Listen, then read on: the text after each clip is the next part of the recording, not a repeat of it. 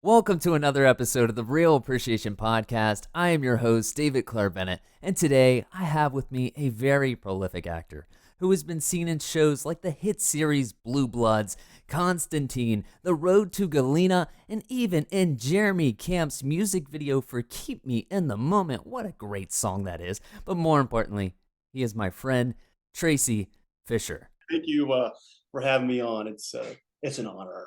Can you take us back to the moment or experience that inspired you to pursue acting as a career? There was, man. I think in the '90s, I was being an actor was not on my mind at that point. But I was watching the movie Braveheart, and I was like, you know what? This is Mel Gibson. I think I've said this before, but I was like, it would be kind of nice to do what they're doing, and the story had everything from the drama to war to love, and I was like, that would be interesting. I would like to do something like that. So that kind of planted the seed, but then later on in life, when I went to college, that kind of also kind of fostered that. So Is Braveheart your favorite? still is today. Yeah, still is. I mean, it's a classic. It's very hard to beat. I don't know that you can make that movie today. Well, you could make it, but probably for that budget and all the special effects and the scenes, it was, pound for pound, it's definitely the best movie. Which of all the roles you've played so far stands out as your absolute favorite and why? Like, what made it special or memorable for you? You know what? I've played several. I've been fortunate there, but I would say, yeah, the Jeremy Camp music video. It was one. I was in New York with my wife. We were doing something with a classical music setting. And I got a call from my agent. She's like, "Hey, you booked this part down in Nashville," and I was like, "All right. What's it for?" Because I auditioned for several things. So like, oh, it's a Jeremy Camp music video. I think this is during COVID or before. But get down there to work on set with that. That probably was one of the, and I think the count on that music video is like 9 million or something. It's a lot. But 100%. I think that was probably for people in general too. Just that role meant a lot to a lot of people because it's a very inspiring song, and I would say that by far is the most memorable role that I've had. When you were growing up, like, were there any actors who you considered to be role models, and like, how did they influence your approach to acting and your craft in general? Well, I mean, I probably have to go back to the same movie to Mel Gibson. Braveheart, yeah. Yeah, he was at that point. I think he directed that film too. Mhm. I would say that he absolutely inspired me. As a person he was then and is now. Like just that movie. Yeah, he was. Yeah, he inspired me to be in this business. Speaking of this business, you've been in it for what, 20 years now? Ooh, yeah, 22 years. God, man, how's that gray hair going here? Still look as vibrant as ever, Tracy. Man, I'm propping myself up right here, man. Yeah, 22 years, and I mean, it's like a never ending. It's ups and downs with that. You know how that goes with business. One year you're doing great, the next year it's down. But a lot of stuff changes too. Changes agencies, management companies. You're trying to stay ahead of the curve. Is there a role that you would consider to be your absolute breakthrough? Not yet. I mean, I just was on. I filmed a couple months ago. I was in New York and Brooklyn filming for Blue Bloods. The last season, it's coming out in October. That was a great co-star role, but not yet. I'm still on that low end. Still trying to push out from the shadows, but not yet. A lot of great roles that I like. Road to Galena was another great role that I enjoyed having. And then I was shot a film with Dean Cain down at No Vacancy down in Florida during COVID. That was a good one, but I mean, not yet because I hate to say I'm still a new actor after 22 years. I'm still trying to break through, man. Speaking of Blue Bloods, can you tell us how Donnie Wahlberg is in person? I didn't get to meet him. I worked with Vanessa Ray, who's Eddie Reagan's wife. She was in my scene. They shot the day before me. So yeah, I don't know. But I'm also catching up on the series right now. So yeah, I'm a big fan of his. I think he's fantastic. But Vanessa Ray was in my film or my scene. So, but yeah, I played a doctor. I saved a life. I'm proud of you. Thank you for your service. Man, that's what I do, man. I'm here for you. So yeah, no, that was kind of I didn't get because obviously when you watch the episode, you're going to see everybody in it. But when you go to shoot a scene, it's just those people for that scene. Mhm. Yeah, I wish they would like say, hey, you can hang out for a few days and meet everybody, but it just doesn't work that way. Let's dive into your acting process. So, how do you typically prepare for a new role? Are there specific techniques or routines you follow to get into character? You know what? I used to do the whole breaking it down, script analysis, the emotion, the intent of the scene. But what I've been doing lately, and I think it's been working for me, I just pick up the sides and I'm like, how would Tracy Fisher do this role?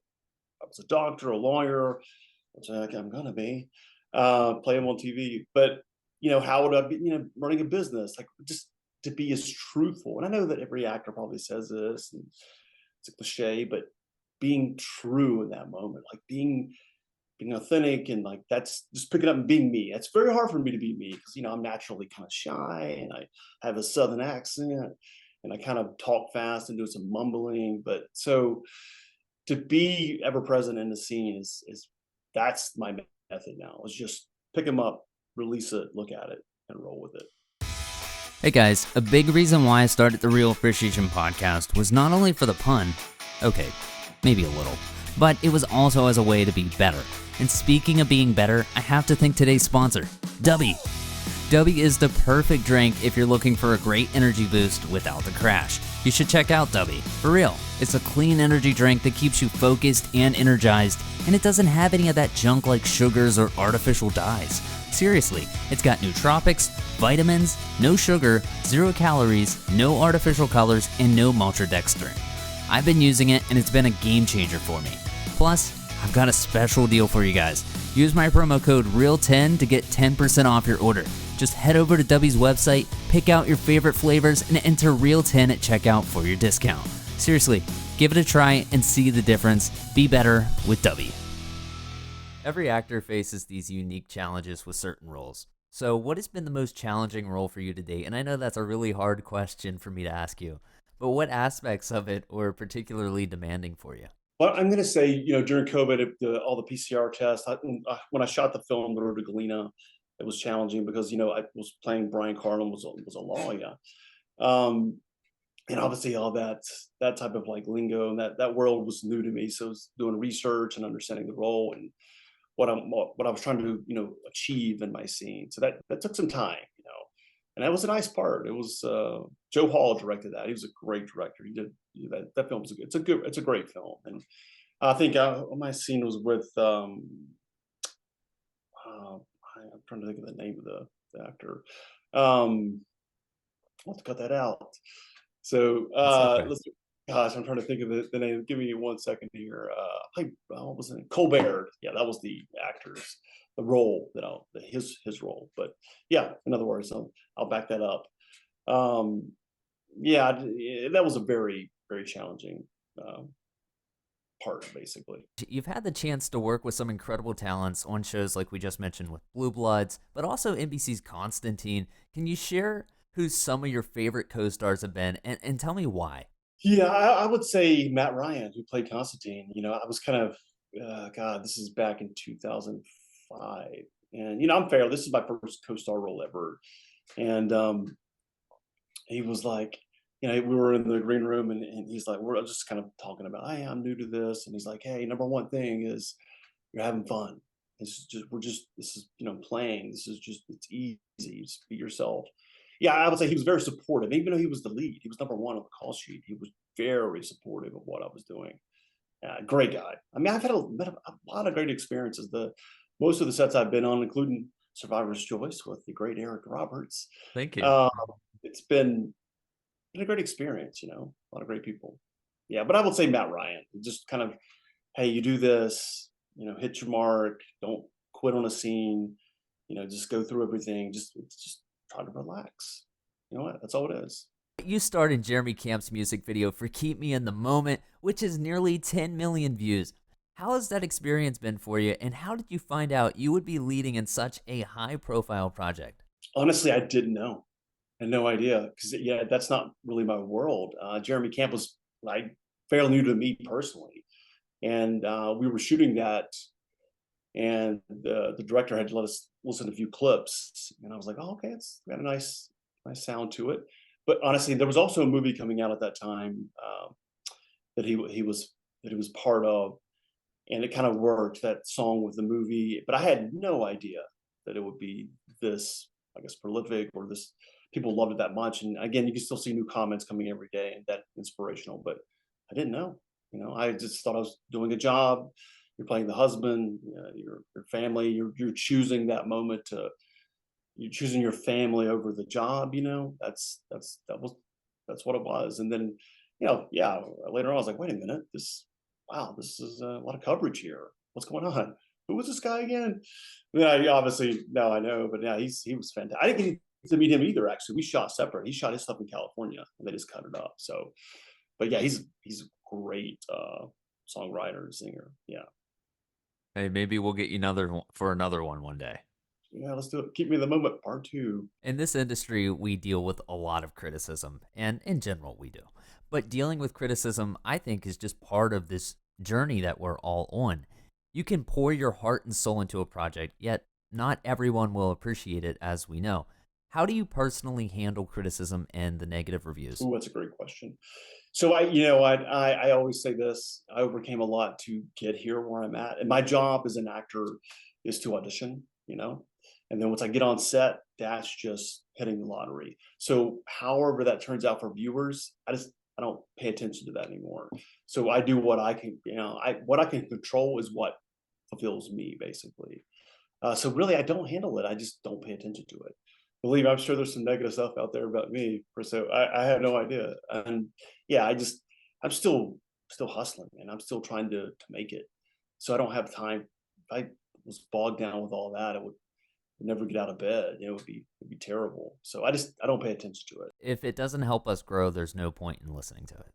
Yeah, I mean, there's going to be, it's funny about this business. You can make it to a certain level, and everybody's like, "Oh, great job." And you make it to another level, it's like, "Look at this guy." You make it to another level, they're like, "Who does he think he is?" So it's weird. People are supportive until a point, right? And then that point, and then I think it comes back around once you make the top echelon. But I mean, well, you know what you need to do is, and I've done this. I've been lucky. You surround yourself with like the right people that's no matter what. That are supportive. And then you got to be careful. I've heard this. I don't know where I heard this. You got to be careful who you share good news with. Very careful about that. So it was like years ago, like a decade ago, I heard that. So I've been somehow following that philosophy too. So Are you having fun? you know what? Sometimes, most of the time, yes. But sometimes I'm like, why am I doing this? But yes, overall, because if you did not, there's no way you would be in this business. This business is extremely tough. It's not merit based. I could turn in the best audition. Like, this is my set over here. And I think, you know what? This is a grand slam, and not hear a peep. And I've done this. Like, I had emailed an agent one time. My wife and I were going to New Jersey to visit her family. And I did an audition in the morning. I was like, I emailed it was so bad. I was like, it's terrible. But I submitted it anyway because it was due. And I emailed my agent. I was like, you know what? Casting director is going to be like, this guy's a joke.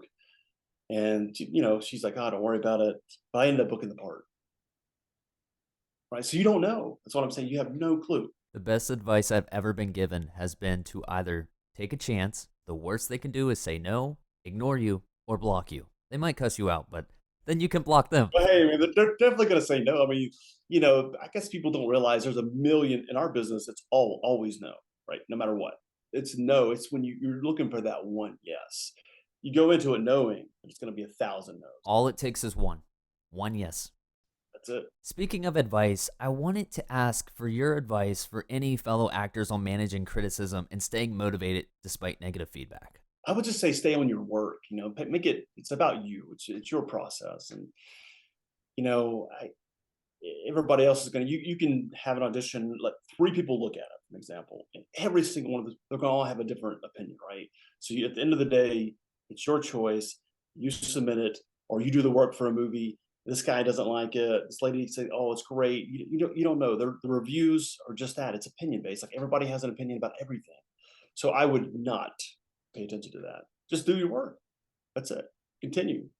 And whatever happens, happens. I want to circle back to what we talked about earlier. You mentioned that you're back in school, which is fantastic. Can you tell us what you're studying and what inspired you to pursue further education? Well, you know what? The strike basically being broke. I'm tired of being broke.